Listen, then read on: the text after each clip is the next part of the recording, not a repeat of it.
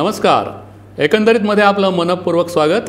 गोव्यात आज काय काय घडलं आणि कुठल्या बातमीची चर्चा आहे हे कमीत कमी वेळेमध्ये या बुलेटिनमधून तुमच्यासमोर आणण्याचा आमचा नेहमी प्रयत्न असतो. आजही आम्ही तुम्हाला अशा काही निवडक महत्त्वाच्या बातम्या दाखवणार आहोत. सगळ्यात आधी बघूया, ही दृश्य जी तुम्ही पाहताय ती फातर्पे गावाच्या सांगोड उत्सवाची आहेत. श्री शांतादुर्गा फातर्पेकरीण सप्तकोटेश्वर संस्थांच्या वतीनं फातर्पे परिसरात शांतादुर्गा देवीचा सांगोड उत्सव मोठ्या उत्साहात साजरा करण्यात आला. हा सण कृष्ण पंचमीला साजरा केला जातो. सकाळी शांतादुर्गा आणि सप्तकोटेश्वराची मिरवणूक तलावाजवळ आणली जाते आणि त्यानंतर या उत्सवाला सुरुवात होते. दुपारी महाप्रसाद होतो आणि संध्याकाळी शांतादुर्गा आणि सप्तकोटेश्वरला बोटीतून प्रदक्षिणा घालतात. मग कृष्णोत्सव सुरू होतो. फातर्पेतल्या शांतादुर्गा देवीच्या दर्शनाला फक्त गोव्यातलेच नाहीत तर गोव्याच्या बाहेरचेही हजारो भक्तगण हजर असतात. आज बालदिन, चाचा नेहरूंचा जन्मदिवस. त्यानिमित्ताने गोवा शिक्षण विभाग आणि गोवा सर्व शिक्षा अभियान यांच्या माध्यमातून वाळपईच्या माध्यमिक विद्यालयातल्या मुलांचा रंगोत्सव सुरू करण्यात आला होता. या रंगोत्सवात 20 शाळांमधल्या विद्यार्थ्यांनी सहभाग घेतला. शिक्षणासोबतच विद्यार्थ्यांच्या अंगी असलेले कलागुण जोपासले जावेत आणि या कलागुणांना व्यासपीठ मिळावं यासाठी रंगोत्सवासारखे सोहळे वेळोवेळी करणं गरजेचं असल्याचं यावेळी अनेक पालकांनी सांगितलं. आता बातमी कोल्हापुरातून गोव्यात येऊन सोनं पिकवणाऱ्या शेतकऱ्याची. कोल्हापूरच्या हलगवडा पाटील कुटुंबाने गोव्यातल्या कुळा शिगाव या ठिकाणी स्थायिक झाल्यानंतर 1,00,000 चौरस मीटर क्षेत्रावर ऊसाची लागवड केली. पण धार बांडोरा जो परिसर आहे तिथला ऊस कारखाना बंद पडला आणि आता करावं काय असा प्रश्न पाटील यांच्यासमोर उभा राहिला. पाटील कुटुंबाने आता याच जमिनीवर 5 एकर क्षेत्रामध्ये हळद लागवड केली आहे. हळदीची पेरणी जूनमध्ये झाली आहे. आता 8 ते 10 महिन्यात ती तयार होईल. हळदीच्या पिकासाठी योग्य बाजारपेठ मिळेल असा त्यांना विश्वास आहे. आणखी काही महत्त्वाच्या घडामोडी आपण पाहणार आहोत, पण त्याआधी पाहूया कुठच्या बातम्या झाल्यात आजच्या हेडलाईन्स. इफी आला आता अगदी 5 दिवसांवर. मुख्यमंत्र्यांनी घेतला तयारीचा आढावा.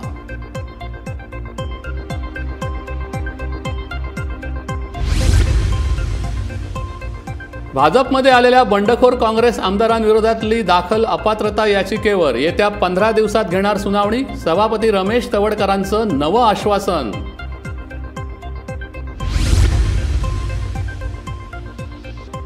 इको सेन्सिटिव्ह झोन खाली अधिसूचित झालेली गोव्यातली गावं वगळण्यासाठी राज्य सरकार धरणार केंद्राकडे आग्रह. गोव्याचे वनमंत्री विश्वजित राणे घेणार केंद्रीय वनमंत्र्यांची भेट.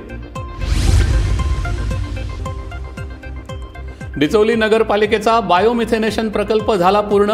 कचऱ्यातूनच निर्माण करणार कचरा प्रक्रियेसाठी लागणारी वीज.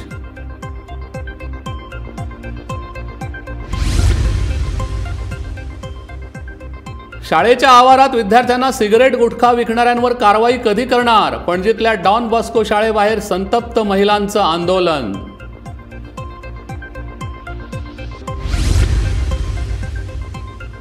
आणि गेल्या वर्षभरात गोव्यातल्या समुद्रात बुडून 370हून अधिक पर्यटकांचा मृत्यू. नव्या पर्यटन हंगामाच्या सुरुवातीलाच दृष्टीच्या जीवरक्षकांनी वाचवले अनेकांचे जीव. नीती आयोगाने गोवा सरकारच्या कामगिरीबाबत दिलेला अहवाल वादाचा आणि तितकाच चिंतेचाही विषय झालाय. रोजगार, शेती, आरोग्य, उद्योग, परकीय गुंतवणूक अशा अनेक बाबतीत गोवा सरकारची वर्षभरातली कामगिरी समाधानकारक नसल्याचं नीती आयोगाने म्हटलंय. त्यामुळे मुख्यमंत्र्यांनी आता आपलं पद सोडून दुसऱ्या कुणाच्या तरी हातात गोव्याचा कारभार द्यावा अशी मागणी विरोधक करू लागले आहेत. बघूया हा एक स्पेशल रिपोर्ट. यावर्षी 24,467 कोटींचा अर्थसंकल्प मांडत भिवपाची गरज ना म्हणजेच घाबरण्याचं कारण नाही असं जरी मुख्यमंत्री प्रमोद सावंत यांनी म्हटलेलं असलं तरी गेल्या वर्षी म्हणजे 2021-22 या वर्षात सावंत सरकारची कामगिरी समाधानकारक नाही असं नीती आयोगाचा अहवाल म्हणतोय.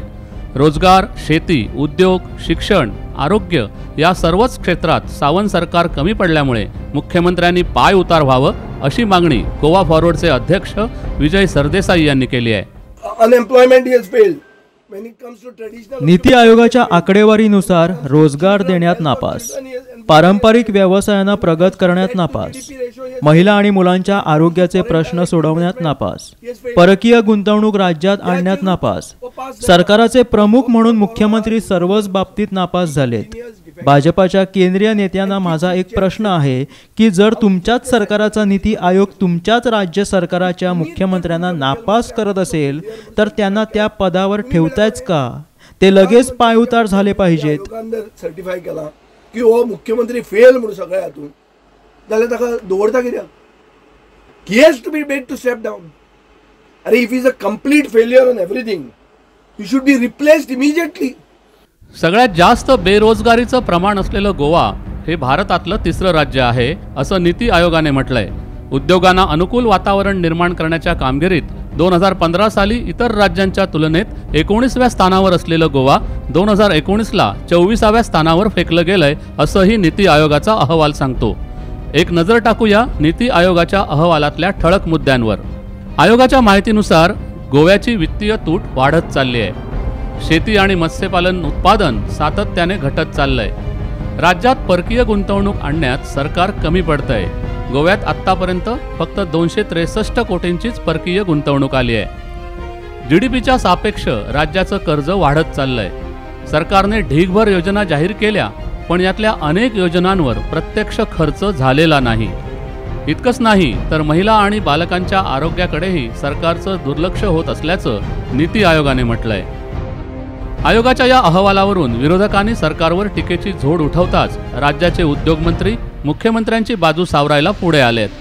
गोव्यात जर विकास झाला नसता तर लोकांनी भाजपला पुन्हा पुन्हा निवडून दिलं असतं का असा राजकीय मुद्दा उपस्थित करत विजय सरदेसाई हे नीती आयोगाच्या अहवालातले केवळ 1-2 मुद्दे घेऊन सरकारची प्रतिमा जाणीवपूर्वक मलिन करण्याचं काम करतायत असं उद्योगमंत्री माविन गुदिन्हो यांनी म्हटलंय. पण गुदिन्हो यांच्या या स्पष्टीकरणाचा समाचार घेत सरदेसाई यांनी उद्योगमंत्र्यांनाच प्रतिप्रश्न केले आहेत. निकाल बीजेपी सगळी इलेक्शन जिंकला आणि जिंकपास भाजपा सगळ्या निवडणुका जिंकत आलाय ते उगीच गोव्याचे लोक शहाणे आहेत, ते विकासालाच मत देतात. म्हणून तर यावेळी त्यांनी पुन्हा भाजपाला सत्तेत आणलंय. आमचे मुख्यमंत्री सगळ्यांना सोबत घेऊन चाललेत. पण तुम्ही काय करता? नीती आयोगातले ठराविकच मुद्दे घेऊन सगळं खापर भाजपावर फोडता. जनता सगळं ओळखून आहे. रितीन जे चलता त्यांना फोडोवपाक न्हिदो आणि त्याका लागून हे सगळे भारतीय जनता पार्टीचे आरोप येतात आणि तेजे प्रेस कॉन्फरन्सी पळोवया सिलेक्टिव्हली चूज करता इश्यू. तुवें पयलीं सांगूंक जाय की बाबा खंयचे फिगर्स नीती आयोगाचे चुकले. नीती आयोगाची आकडेवारी चुकली आहे असे उद्योग मंत्री छाती ठोकपणे सांगू शकतात का? जर तुम्ही उद्योग मंत्री म्हणून बोलत असाल तर राज्यातले उद्योग वाचवण्यासाठी तुम्ही काय केलं? आता हेच बघा, काजू बीवर तुम्ही 8% सेज लावला. काजू उद्योजक तुमच्याकडे आले हा कर कमी करा म्हणून. तुम्ही केला का कमी? कोविडच्या वेळी तुम्ही छोट्या उद्योजकांसाठी काय केले? 24 लाख चौरस मीटर जमीन औद्योगिक वसाहतीत रिकामी पडली. दिला का तुम्ही त्यातला एक भूखंड कुठल्या उद्योजकाला? एज इंडस्ट्रीज मिनिस्टर ना. तिसरे 24 लाख स्क्वेअर मीटर इंडस्ट्रीज जमीन वेकंट आहा. तुवें अलॉट केल्या कोणाक? खंयची नवी इंडस्ट्री हाडल्या ना. IDC जे तुज्या अंडर येता ताजे कडेन पयलीं मिनिमम 100 कोटी आसताले. आज तांची परिस्थिती कितें आहा? ताजे कडेन आहा फक्त 10 कोटी रुपया. इंडस्ट्रियल इस्टेटीन रस्ते रिपेअर करपाक ते शकना. तू कितें करता इंडस्ट्री मिनिस्टर? गेली 10 वर्ष बंद पडलेल्या खाणींचा यंदा लिलाव होणार आहे.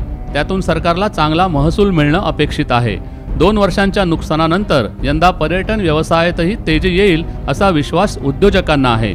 मात्र सरकारचं नवं औद्योगिक धोरण उद्योजकांना आर्थिक अनुकूल कसं करता येईल आणि त्यातून सर्वांगीण विकासाला कशी चालना देता येईल याचा गांभीर्याने विचार करून सरकारने पावलं टाकली तर विरोधकांना राजकारणासाठी का होईना नीती आयोगाच्या अहवालासारखं आयतं कोलीत मिळणार नाही. Bureau report, Gomantak TV. एकंदरीत मध्ये आज इतकंच. जाता जाता आठवण करून देतो की गोव्यातल्या ताज्या आणि अचूक माहितीसाठी गोमंतक टीव्ही या आमच्या यूट्यूब चॅनलला जरूर सबस्क्राईब करा. तसंच दैनिक gomantakTV.com या आमच्या वेबसाईटलाही फॉलो करा. तसंच आमच्या फेसबुक पेजलाही फॉलो करा. धन्यवाद. उद्या पुन्हा भेटू. शुभरात्री.